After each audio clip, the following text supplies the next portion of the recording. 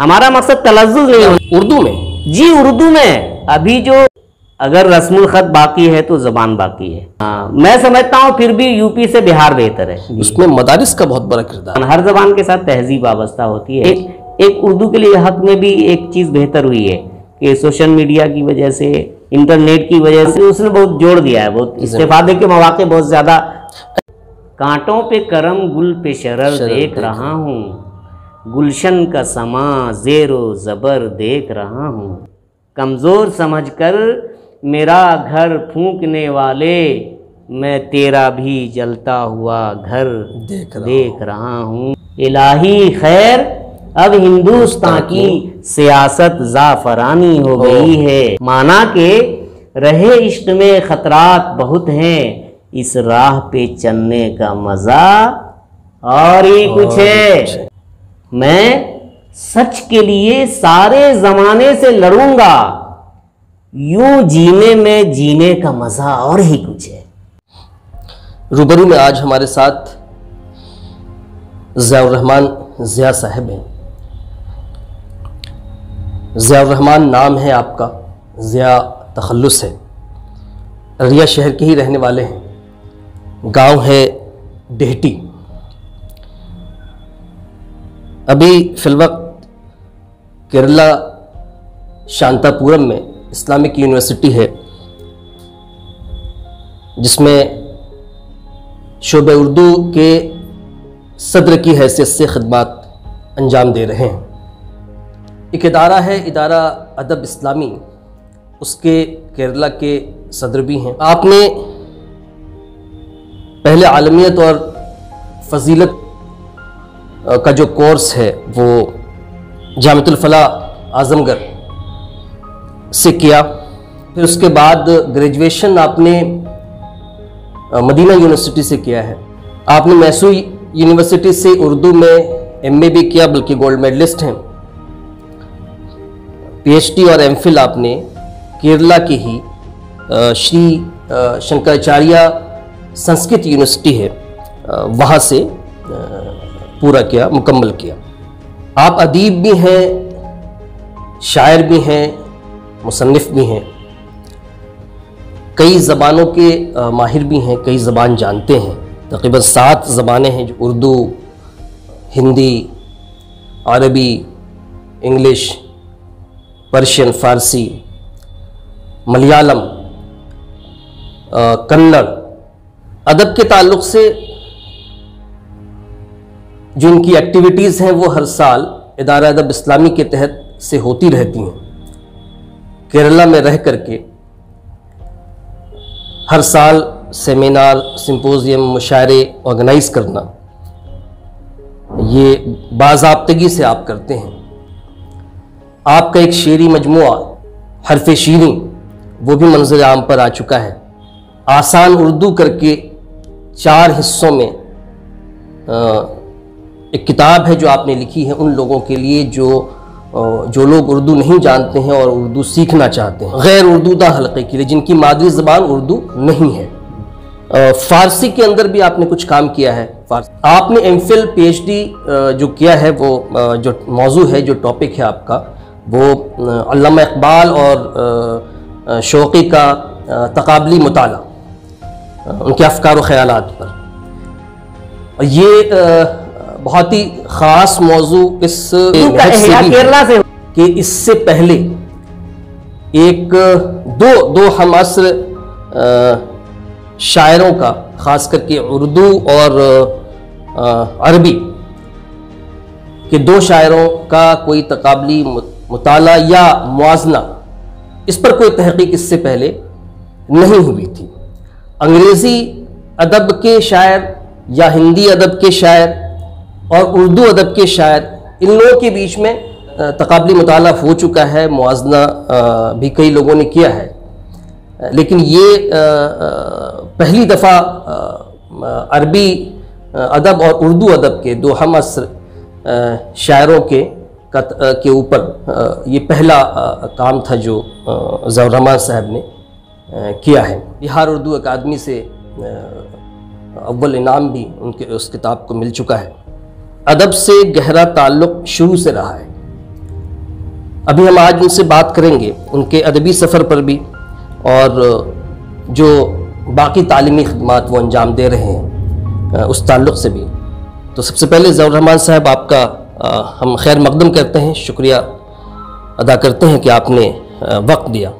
जी, बहुत बहुत खुशी और मसरत का एहसास हो रहा है मुझे भी आपके संवाद के इस ऑफिस में बैठने पर, और आपने मुझे दावत दी और मेरी बातें हमारे हमवतन तक पहुंचाने का मौका दिया, इसके लिए मैं शुक्रगुजार हूँ। हम शुरू यहाँ से करते हैं गुफ्तगू कि सबसे पहले तो आप का जो सफ़र हयात कह लीजिए आप, या उसमें अदबी सफ़र भी शामिल हो जाता है, तो वो कैसे शुरू हुआ, कहाँ से शुरू हुआ और किस तरह इस मकाम तक पहुँचा, उस पर थोड़ी सी रोशनी आप डाल दें। आपने अभी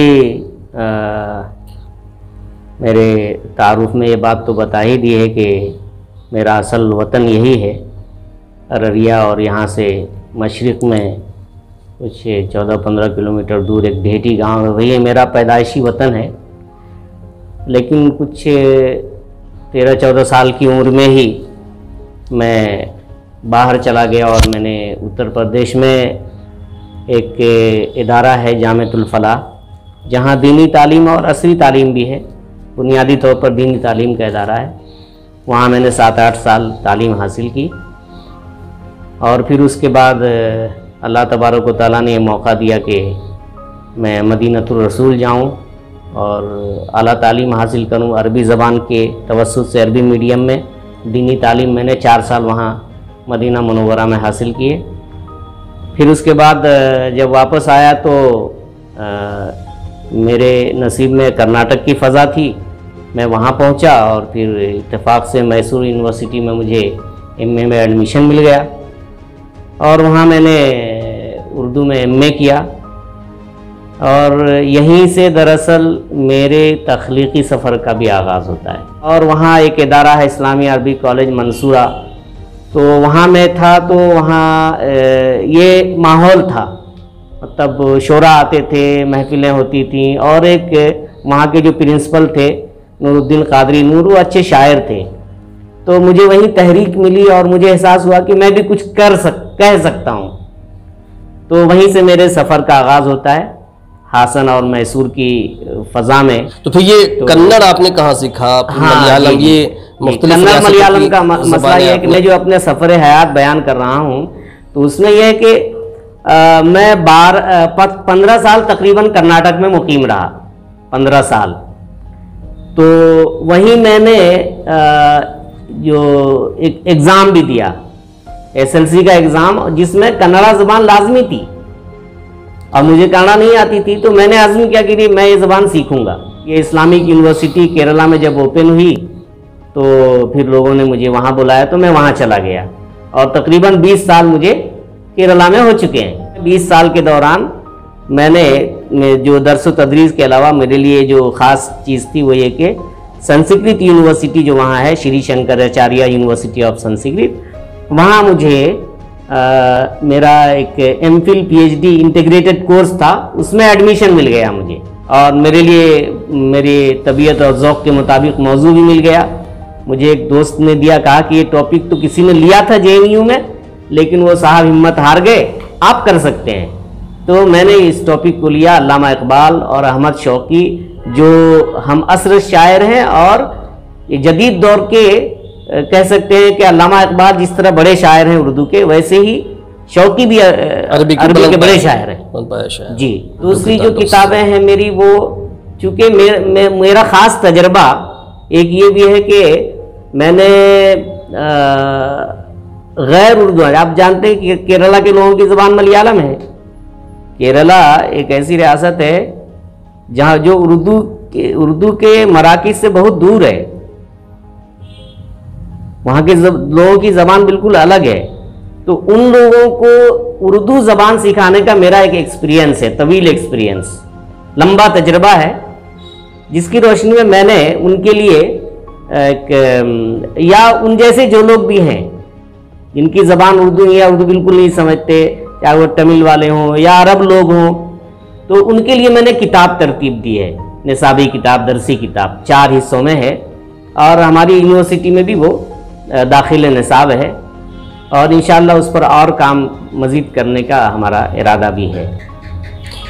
और फारसी पे भी कुछ आपने तैयार किया? फारसी पर मैंने वहाँ महसूस किया कि हमारे जो सीनियर तलबा हैं जब वो इकबाल को पढ़ते हैं या और दूसरे बड़े क्लासिकल हमारे शोरा को पढ़ते हैं तो जो अल्फाज फारसी से नाबलद होने की वजह से वो उस तरह से महजूज नहीं होते या उनको सुखन फहमी में दुश्वारी होती है। तो मैंने कहा कि नहीं, इनको अरबी तो आती है, फारसी ज़बान भी अगर बुनियादी आ जाए तो ये अच्छे मतलब उर्दू दां हो जाएंगे और अदब को समझने लगेंगे। तो मैंने खुद एक किताब तरतीब दी रहनुमाए फ़ारसी के नाम से और उन बच्चों को उसी की मदद से मैं फ़ारसी ज़बान सिखाता था। केरला में क्या वहाँ के लोगों की उर्दू ज़बान सीखना जो है वो ज़रूरत है या फिर वो उनका शौक़ है कि वो इस ज़बान को सीखना चाह रहे हैं?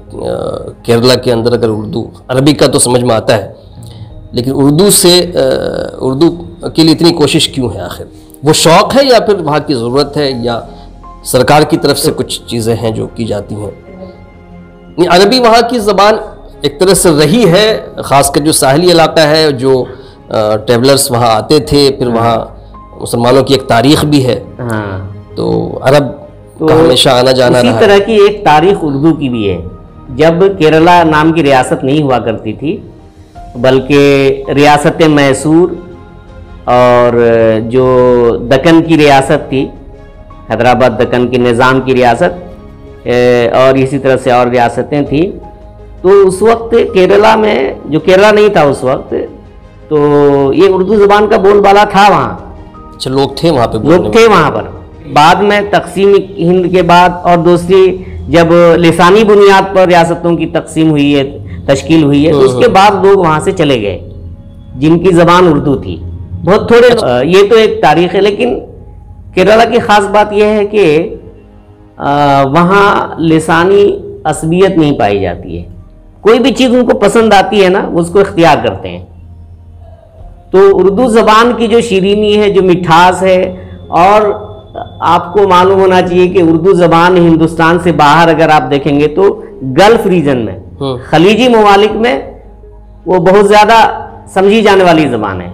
दूसरे नंबर पर अरबी ज़बान के बाद आप यूएई चले जाइए, सऊदी अरब, यूएई, तो वहाँ आपको हर कोई उर्दू ज़बान बोलने वाला, जानने वाला मिलेगा। अरब लोग भी, हाँ, इंग्लिश तो अब आई है, अब थोड़ा इंग्लिश का, लेकिन उर्दू का राज है, पहले से लोग समझते हैं। उसकी वजह यह है कि इंडिया, पाकिस्तान, बांग्लादेश के लोग सबसे ज़्यादा बड़ी तादाद में वहाँ पर हैं। कहीं पर मुंतकिल होता है, माइग्रेट करता है, तो वो अपनी ज़बान को भी लेकर जाता है, अपनी तहजीब को भी लेकर जाता है। मलयाली लोगों को भी एक मौका मिला गल्फ में जाकर उर्दू सीखने का। जो लोग यहाँ से बिल्कुल नहीं जानते थे उर्दू क्या है, वो उन्होंने वहाँ जाके उर्दू सीखी, खलीजी मुल्कों में।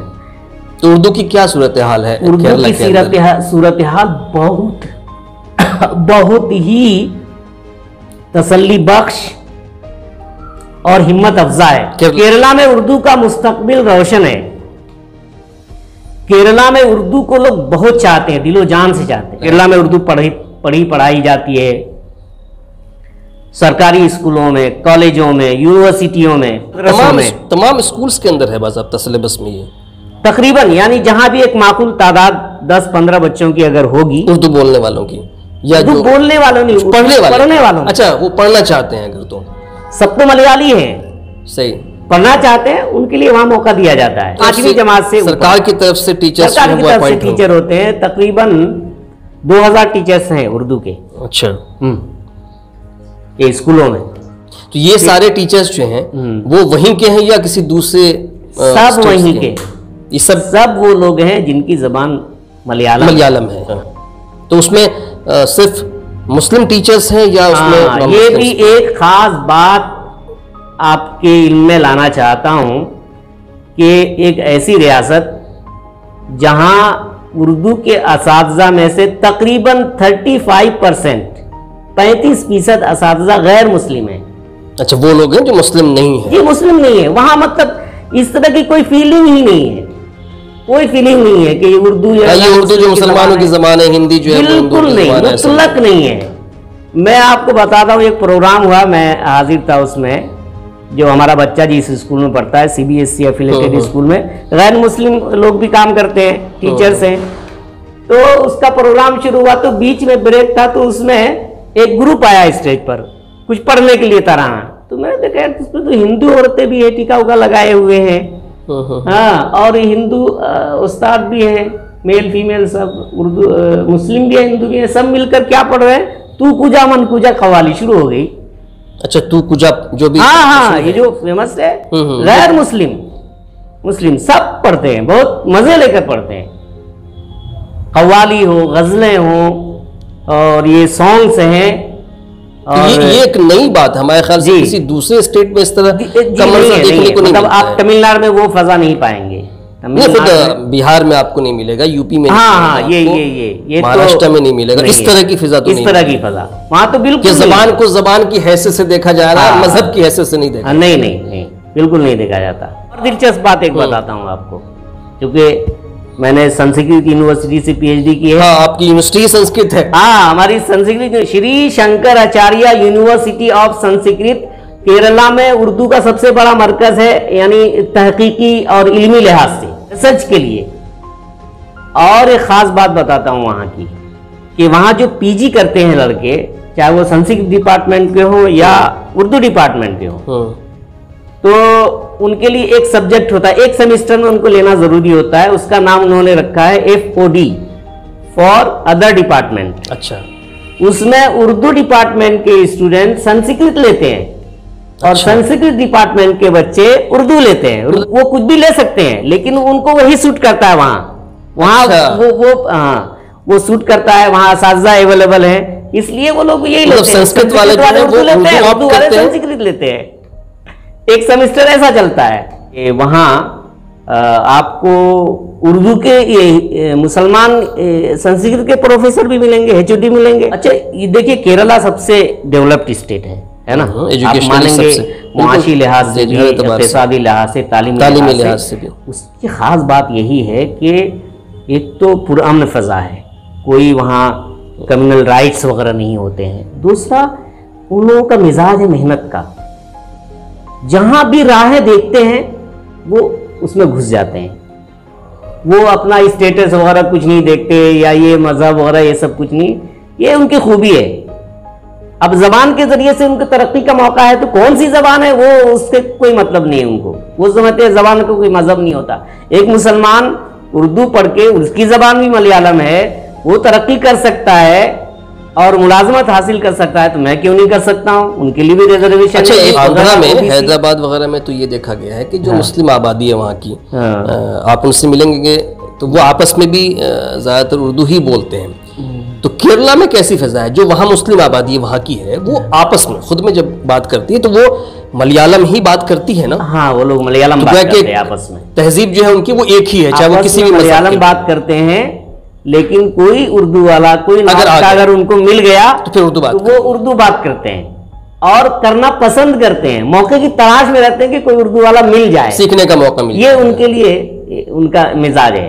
आमतौर पर अभी केरला में उर्दू जबान या हिंदी बोल समझने लगे, सब लोग समझ देंगे। यानी अब वो आपको डर नहीं होगा कि केरला जाएंगे तो कैसे राब्ता करेंगे लोगों से, कैसे बातें करेंगे। बल्कि एक साहब ने तो ये कहा कि उर्दू का मुस्तकबिल शुमाली हिंद से नहीं, जनूबी हिंद से वाबस्ता है, और जनूबी हिंद में भी केरला से वाबस्ता है। उनका एहया केरला से होगा। ये बहुत अहम जानकारी है, जो खास करके नॉर्थ इंडियंस के लिए, और वो लोग जिनको बड़ा फख्र है कि हमारा स्टेट जो है वो उर्दू हमारे यहाँ दूसरी जबान मानी जाती है ऑफिशियली। अच्छा, आपको अदब के किस सिन्फ में ज़्यादा दिलचस्पी रही है, नज़्म में या फिर गज़ल से? गज़ल को जो मकबूलियत रही है हर ज़माने में और आज भी है, वो किसी और सिन्फ को नहीं है। लेकिन इसके बावजूद नज़्म की अहमियत से भी इनकार नहीं किया जा सकता। मौलाना अल्ताफ़ हुसैन हाली ने और मोहम्मद हुसैन आज़ाद ने नज़्म को फ़रोग़ देने के लिए तहरीक भी चलाई थी, अंजुमन पंजाब के नाम से। तो उसमें भी मैंने उसको भी अख्तियार किया है। लेकिन जाहिर है कि ज़्यादा दिलचस्पी या मेरा जो ये है मैदान, वो गज़लों का ही है। मैंने एक शेर में भी इसको अपने बताने की कोशिश की है कि नज़मों से भी ताबीर सुखन होती है, लेकिन नज़मों से भी ताबीर सुखन होती है, लेकिन गज़लों में समोने का मज़ा और ही कुछ है। तो ये अदब और ज़बान में क्या कुछ फ़र्क है या दोनों एक ही चीज़ है? ज़बान बुनियादी चीज़ है, अदब उससे आगे की चीज़ है। ज़बान के बगैर किसी अदब का कोई तसव्वुर नहीं है। आप कहें कि मैं अदीब हूँ, फलां ज़बान का शायर हूँ, और आपको ज़बान की बुनियादी बातें मालूम ना हो, ये हो नहीं, ज़बान पर आपका कंट्रोल ना हो, तो ये नहीं हो सकता है।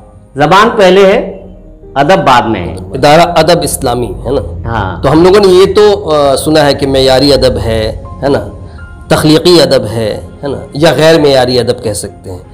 तो अदब और इस्लाम का क्या ताल्लुक़ है? इस्लामी अदब जो जिससे आप जुड़े हुए हैं, बहुत अच्छा सवाल किया आपने। लोगों का सवाल भी रहता है कि भाई अदब तो अदब है, उसको अदबी रहने दिया जाए, उसको किसी मजहब से उसका रिश्ता न जोड़ा जाए। बहुत अच्छा सवाल किया आपने। अगरचे अब इस मौजू पर बहुत ज़्यादा डिस्कशन नहीं होता है, किसी ज़माने में ज़्यादा होता था, लेकिन अभी भी बाद लोग हैं जो वक्तन फ़वक्तन इस तरह के सवालात करते रहते हैं। अब इस तरह के सवालात इसलिए नहीं होते हैं कि जो अदब इस्लामी के हमनवा हैं या जो इस तहरीक के अलमबरदार हैं, उनकी ज़िंदगी और उनकी तख्लीक़ात खुली किताब के मानिंद लोगों के सामने हैं। उन्होंने देख लिया कि लोग क्या चाहते हैं, क्या कर रहे हैं, कोई ढकी छुपी बात नहीं है।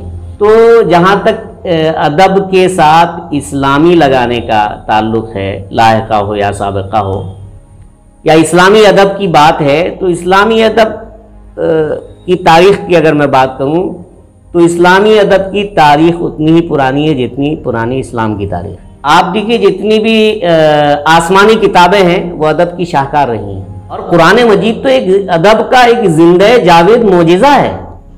एक ऐसे शायर थे लबीद नाम के ज़माने जाहिलियत में, जिनके एक शेर पर बाज़ार उकाज में बड़े बड़े उस वक्त के जो शोरा थे उन्होंने सजदा कर दिया उनको। लेकिन जब कुरान नाजिल हुआ तो उन्होंने शायरी छोड़ दी। और जब कहा बेहतर, हाँ, जब उनसे कहा, पूछा गया कि भाई क्यों शायरी क्यों छोड़ दिया, आपने कहा कि अब आदल कुरान के बाद भी अब मेरी शायरी की कोई अहमियत है। तो आप इससे अंदाजा कर सकते हैं कि अदब में भी कुरान का कितना ऊंचा मकाम है। तो इसकी तारीख तो बहुत पुरानी है। तो उस वक्त क्या जो बड़े सहाबा हैं उन लोगों ने भी शायरी छोड़ दी थी? नहीं छोड़ी। अबू बकर हमारे अबू बकर सिद्दीक़ क्या करते थे? हज़रत उमर फारूक, हज़रत अली का दीवान तो बहुत मशहूर है। तो ये लोग बाद में भी करते रहे? हाँ, करते रहे। और हसन बिन साबित तो बड़े शायर का तो मशहूर है जी, मशहूर। बल्कि मिंबर पर बैठकर हसन बिन साबित शेर सुनाते थे तो अल्लाह के रसूल दुआ करते थे उनके हक में कि अल्लाहुम्मा अय्यिदहु बिरूहिल कुद्स, के रूहुल कुद्स के जरिए, जिब्रील इस्लाम के जरिए से इनकी मदद कर। किस तरह के अशार रहा करते थे ये? जो उस जमाने में माहौल था कि जाहिलियत, जो लोग जाहिली शोरा थे, अच्छा, वो अल्लाह के रसूल सल्लल्लाहु अलैहि वसल्लम पर तंज करते थे या तारीज करते थे, तो ये लोग उसका दिफा करते थे, जवाब देते थे। अच्छा। हाँ, इस तरह से था वो। लेकिन मैं ये कहना चाह रहा हूँ कि तारीख तो पुरानी है। हर जमाने में अदब को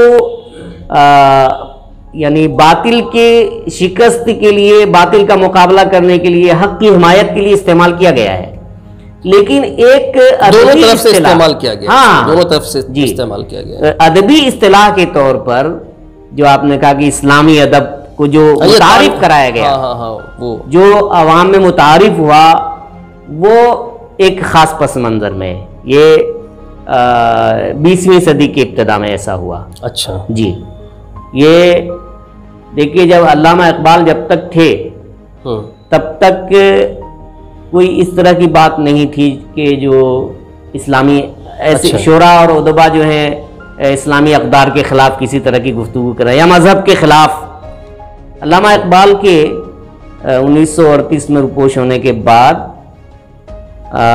ये जो तरक्की पसंद तहरीक थी, तरक्की प्रोग्रेसिव, ये प्रोग्रेसिव, तो उन्होंने अल्लामा इकबाल की ज़िंदगी में तो सारी मुस्बत बातें की, तामीरी बातें की। इकबाल, प्रेमचंद, सब लोग उनसे मुतासिर थे और उन्होंने उनकी हिमायत भी की।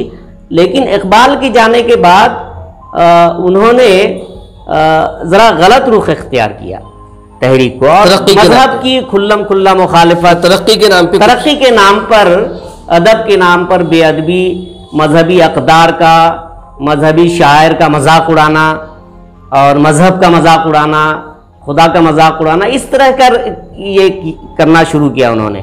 तो वो एक ख़ास माहौल था और वो लोग मुनज़्ज़म थे, उनके पीछे बहुत सी ताकतें भी थीं।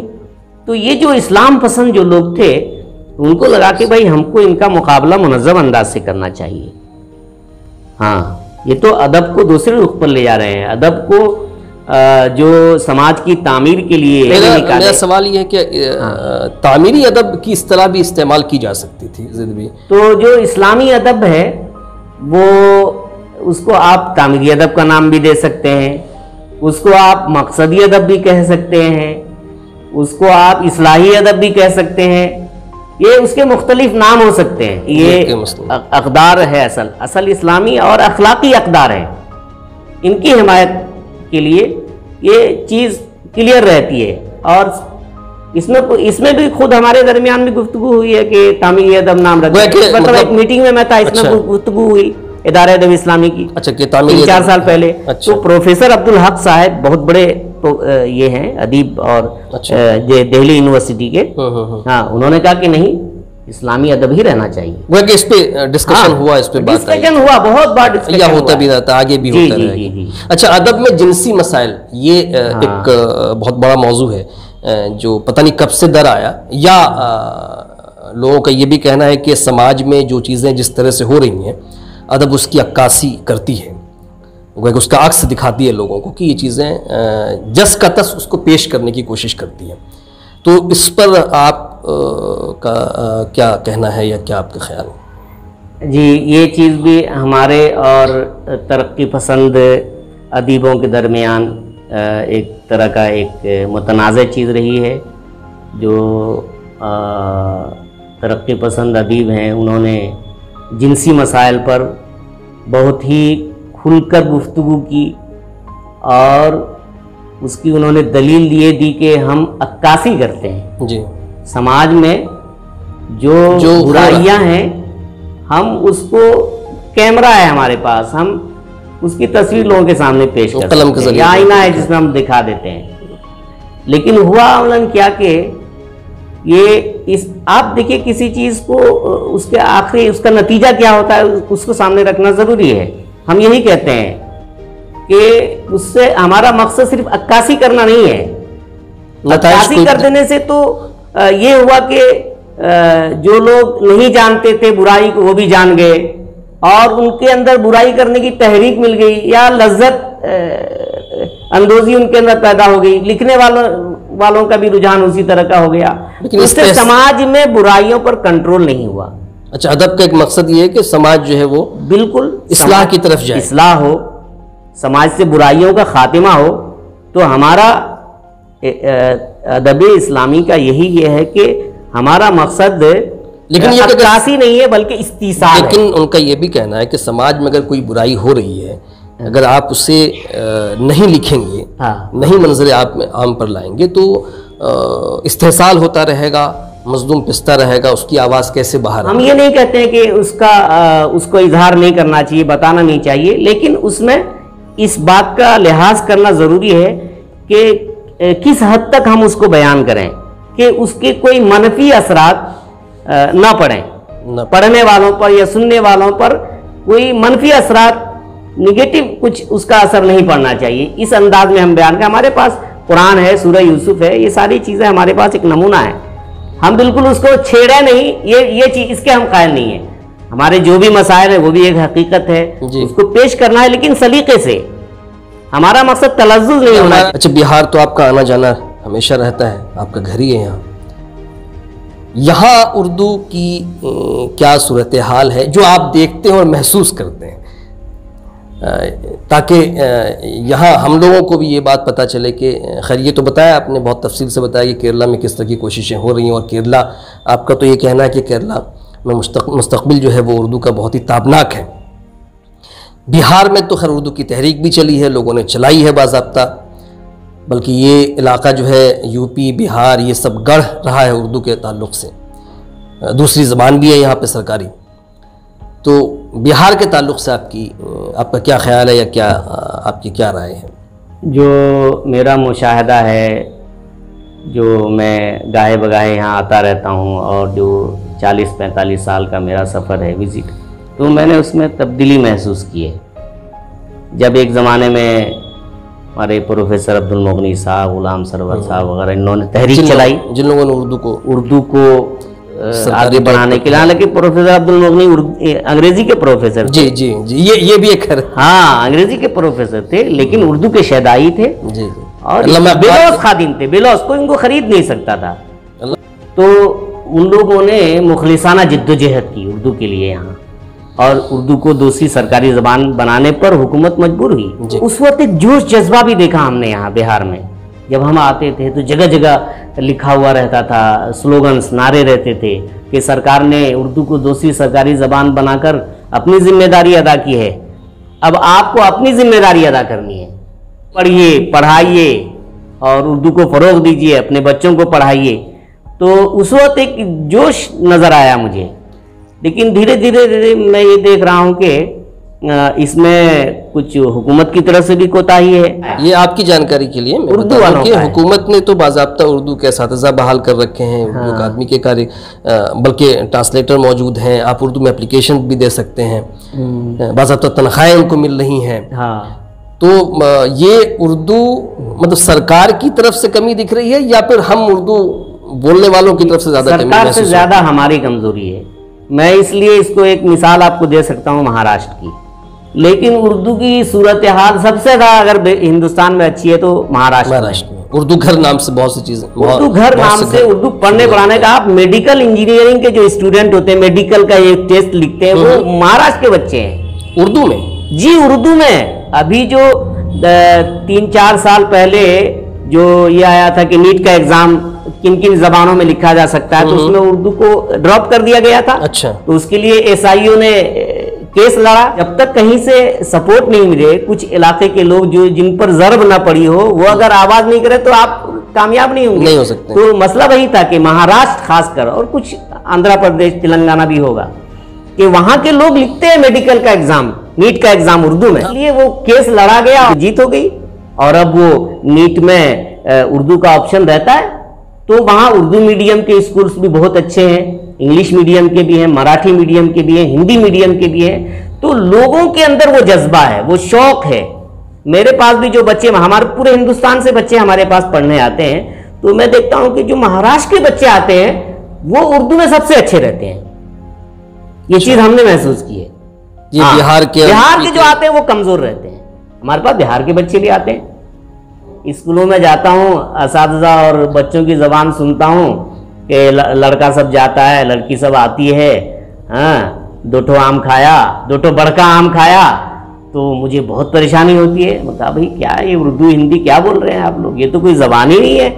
तो ये ज़बान की सेहत के लिए ज़रूरी है कि बच्चों को स्कूलों में भी, घरों में भी सही ज़बान सिखाने की तरबियत दी जाए, गलतियों पर उनकी इस्लाह की जाए। इसके लिए हमको पहले तो असातिज़ा को तरबियत देनी पड़ेगी।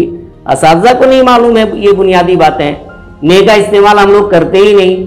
मैं कभी कभी जाता था स्कूलों में तो बच्चों को कहता था भाई ये ठो बोलना छोड़ दो और ने पकड़ लो, ने का इस्तेमाल नहीं करते हैं। तो सही उर्दू और हिंदी भी हम लोगों को नहीं आती है, यहाँ के बच्चों को, यहाँ के असातिज़ा को, घरों में जो हैं उनको नहीं आती है। तो कैसे उसको, तो ये बच्चे जब सीखेंगे यहाँ स्कूल में तो उनको मालूम होगा कि भाई सही स्ट्रक्चर तो जबान का ये है, तो ये जाकर अपने घर में वो माहौल को बदलेंगे। उसके अलावा जो अखबारात का रोल रहा है, हाँ, ज़रूरी है कि उर्दू सिर्फ स्पोकन लैंग्वेज नहीं है, ये अदब की ज़बान है, पढ़ी लिखे जाने वाली सहाफ़त की ज़बान है। तो जो अखबारात हैं, जो उर्दू के रसायल हैं, बच्चों के मजल्लात हैं, NCPUL ने बहुत अच्छा काम किया है, बच्चों की दुनिया निकाला। सिर्फ 10 रुपए में इतना कीमती रसाला। महाराष्ट्र में सबसे ज़्यादा बच्चों की दुनिया की खरीदारी होती है, रिकॉर्ड बनाया उन्होंने। शायद लाखों की तादाद में सिर्फ वहाँ महाराष्ट्र में बच्चों की दुनिया लोग लेकर खरीद कर पढ़ते हैं। तो आपके यहाँ बहुत कम स्कूलों में मिलेगा। तो इस तरह से और भी बच्चों के रिसाले निकलते हैं। आप स्कूलों में उसकी एजेंसी कायम करें, बच्चों को दें, तो ये जो अखबारात हैं उसको ख़रीद कर पढ़ें। जो जिंदा कौमें होती हैं वो अपने विरसे की हिफाजत करती हैं। और एक चीज मैं ज़िम्मन बता दूं कि ये रोमन में उर्दू लिखने का रिवाज मैं पूछने ही वाला था आपसे, वो रस्मुल खत का क्या मामला है? ये बहुत खतरनाक बात है।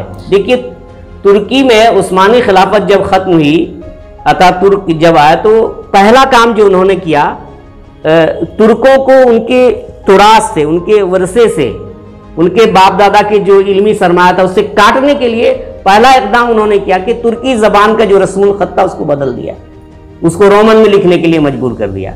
जिससे ये हुआ कि 30-40 साल के बाद जो नस्ल आई वो कोई भी उर्दू किताबें उनके लिए बिल्कुल अजनबी हो गई।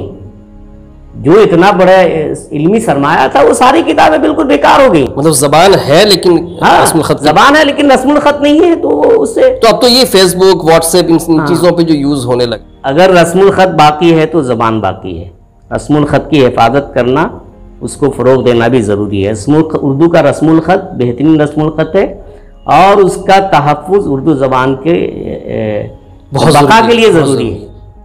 तो हमें व्हाट्सएप और सोशल मीडिया में भी उर्दू को उर्दू रस्मुल ख़त में ही लिखना चाहिए। हाँ, रोमन में नहीं लिखना चाहिए। अच्छा, एक आपने केरला में तो मुस्तकबिल बता दिया, बिहार का मुस्तकबिल बता दिया, उर्दू का क्या है? हिंदुस्तान में उर्दू का मुस्तकबिल कैसा है? मैं समझता हूँ फिर भी यूपी से बिहार बेहतर है। यूपी से बिहार बेहतर है? बड़े बड़े मदारिस मामले में बड़े बड़े मदारिस हैं, जामियात हैं, यूनिवर्सिटियां हैं, दिस दैट सब कुछ है, लेकिन वहां भी हमारे बिहार के लोग पढ़ने पढ़ाने वाले हैं।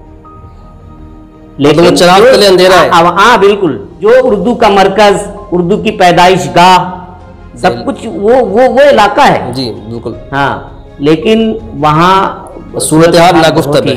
जी बिल्कुल, उससे बहुत बेहतर बिहार है। बिहार में सूरत हाल है, कम से कम यहाँ स्कूलों में आप लेकर उर्दू तो पढ़ रहे हैं ना, हर बच्चा उर्दू वाला लेकर पढ़ता है। वहाँ वो भी आज़ादी नहीं है, स्कूलों में ही उर्दू नहीं है। आपको कहा जाएगा भैया तो उर्दू पढ़िए या कंप्यूटर पढ़िए, तो कौन सा बच्चा उर्दू पढ़ेगा कंप्यूटर छोड़कर? ऐसा ऑप्शन दिया जाता है। इस तरीके से निजाम बना दिया गया है कि उर्दू से लोगों को काट दिया जाए। इससे एक बात ये भी समझ में आती है कि उर्दू की बका के लिए, या उर्दू की बका में, या उर्दू जिस हालत में भी अब तक मौजूद है, उसमें मदारिस का बहुत बड़ा किरदार है। उर्दू की जो एक तहजीब है, जबान, हर जबान के साथ तहजीब वाबस्ता होती है, तो ये बोल सकते हैं कि उर्दू ज़बान और उसकी तहजीब मदारिस से जुड़ी हुई है। लेकिन मदारिस का मेयार भी उर्दू में बहुत ऊंचा नहीं है।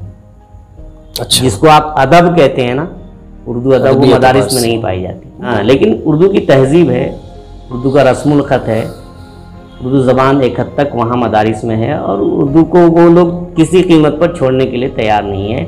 और ये मदारिस के फारिगीन जहाँ गए हैं पूरी दुनिया में, वहाँ उर्दू के मदारिस उन्होंने खोले हैं। साउथ अफ्रीका में भी अच्छी खासी तादाद में मदारिस है और उर्दू मीडियम में ही चलते हैं। नई नस्ल में जो लोग हैं, जो आप कह लीजिए कि जिन लोगों ने लिखना शुरू किया है, लिखने के ख्वाहिशमंद हैं, लिखने की कोशिश करते हैं, या शायरी का शौक़ है, तो उनके लिए आप क्या मशवरा देंगे, क्या नसीहतें हैं आपकी? मैं नौजवानों से और नई नस्ल के लोगों से यही उम्मीद करूँगा कि वो मेहनत को अपना शियार बनाएं, और जो भी वसाइल आप जहाँ हैं वहाँ मुयस्सर हैं, चाहे तो ऐसे अफराद हों, ऐसे असातिज़ा हों जो उसमें वाकई महारत, मतलब उस्ताद की ज़रूरत है। हाँ, उस्ताद की ज़रूरत है। एक उर्दू के लिए हक़ में भी एक चीज़ बेहतर हुई है कि सोशल मीडिया की वजह से, इंटरनेट की वजह से उसने बहुत जोड़ दिया है, बहुत इस्तेफादे के मौके बहुत ज़्यादा। ऐसा नहीं लगता कि नई नस्ल में पढ़ने का रुझान बहुत कम होता जा रहा है? लिखना तो चाहते हैं, जी बिल्कुल, लेकिन पढ़ना नहीं चाहते हैं, पढ़ने के लिए तैयार। ये तो एक ऐसा मौजू है जिस पर सारे लोग फिक्रमंद हैं, सिर्फ हिंदुस्तान के नहीं, यूरोप के लोग भी। और अब तो तहरीक ऐसी चल रही है कि ये इसको मतलब डिस्करेज किया जाए, ज़्यादा से ज़्यादा इससे बच्चों को दूर रखने के लिए और किताबों की तरफ धकेलने की अब कोशिश हो रही है। अब लोग समझ रहे हैं कि ये अगर किताबों से बच्चे नहीं जुड़े तो हमारा बहुत नुकसान होने वाला है। तो किताबों की तरफ रुजू इलल किताब, रुजू इलल क़िराअह, रीडिंग की तरफ रुजू करने की ज़रूरत है। बच्चों को, बड़ों को, सब लोगों को एक टाइम ही फिक्स कर लीजिए आप। दिन में 1 घंटा ही सही किताबें पढ़नी है, उस रस्म खत की चीज़ें पढ़नी है। वैसे हम लोग व्हाट्सएप वगैरह में, सोशल मीडिया में पढ़ते हैं, लेकिन एक किसी मौजू के तहत जो किताब लिखी जाती है उसको हम पढ़ेंगे तभी मुसन्निफ को भी हिम्मत अफजाई होगी। जी जी, हाँ, तभी और तख्लीकात आएंगी। आप तो साहिब दीवान शायर हैं, है ना। आपने काफ़ी नज़में भी लिखी हैं, काफ़ी गज़लें भी हैं लिखी, तो उसमें से कुछ वो चीज़ें जो आपकी पसंदीदा हैं। तो ठीक है भाई, आप ने एक शायर को मदहू किया है तो उसके अशार तो आपको सुनना ही होगा, चाहे पसंद आए ना पसंद आए। हालात हाजरा के तनाजुर में। अच्छा, जी जी। कांटों पे करम गुल पे शरर देख रहा हूँ, कांटों पे करम गुल पे शरर देख रहा हूँ, गुलशन का समा ज़ेरो ज़बर देख रहा हूँ, गुलशन का समा ज़ेरो ज़बर देख रहा हूँ। बुलबुल के मुक़द्दर में कहाँ ज़मज़मा खानी, बुलबुल के मुक़द्दर में कहाँ ज़मज़मा खानी, ज़ागों के तसर्रुफ में शजर देख रहा हूँ। ज़ाग कौवे को कहते हैं। कमज़ोर समझकर मेरा घर फूंकने वाले, कमज़ोर समझकर मेरा घर फूंकने वाले, मैं तेरा भी जलता हुआ घर देख रहा हूँ। और 1-2-3 अशार दूसरी गज़ल के इस तरह से अर्ज़ किया है। दिलों में बदगुमानी हो गई है, दिलों में बदगुमानी हो गई है, परेशान जिंदगानी हो गई है। खुशी में भी छलक आती हैं आँखें, खुशी में भी झलक आती हैं आँखें, अजब मेरी कहानी हो गई है, अजब मेरी कहानी हो गई है। इलाही खैर अब हिंदुस्तान की, इलाही खैर अब हिंदुस्तान की सियासत ज़ाफ़रानी हो गई है। कुर्बत में मनाने का मज़ा और ही कुछ है, कुर्बत में मनाने का मज़ा और ही कुछ है, अब फुरकत में तड़पने का मज़ा और ही कुछ है, फुरकत में तड़पने का मज़ा और ही कुछ है। और शेर अर्ज़ क्या है कि माना के रहे इश्क में ख़तरात बहुत हैं, माना के रहे इश्क में ख़तरात बहुत हैं, इस राह पे चलने का मज़ा और ही कुछ है। और आपके संवाद से जो काम कर रहे हैं आप, उसकी नज़र करता हूँ मैं। सहाफ़त बहुत बड़ा इसका काम है, हौसले का काम है। मैं सच के लिए सारे ज़माने से लड़ूंगा, मैं सच के लिए सारे ज़माने से लड़ूंगा, यूं जीने में जीने का मज़ा और ही कुछ है, यूं जीने में जीने का मज़ा और ही कुछ है। महजूज तो होता हूँ ज़िया यूं भी सुखन से, महजूज तो होता हूँ ज़िया यूं भी सुखन से, पर आपसे सुनने का मज़ा और ही कुछ है। खून दिल भी हो शामिल तब तो बात बनती है, खून दिल भी हो शामिल तब तो बात बनती है, सिर्फ लफ्ज़ माना से शायरी नहीं होती, कल्ब भी करो रोशन जुल्मतें छटेंगी तब, बस दिए जलाने से रोशनी नहीं होती, कि इश्क के तला तुम में डाल सोच कर कश्ती, इश्क के तला तुम में डाल सोच कर कश्ती, डूबती नहीं है ये पार भी नहीं होती, कि ऐज़े आज़मी पर वो बोझ बन के रहता है, ऐज़े आज़मी पर वो बोझ बन के रहता है, जब खुदी से इंसान को आगही नहीं होती। या बहुत बहुत आपका। आप थे ज़ियाउर रहमान ज़िया साहब, जिनसे रूबरू के इस एपिसोड में हम गुफ्तगू कर रहे थे। बहुत बहुत शुक्रिया।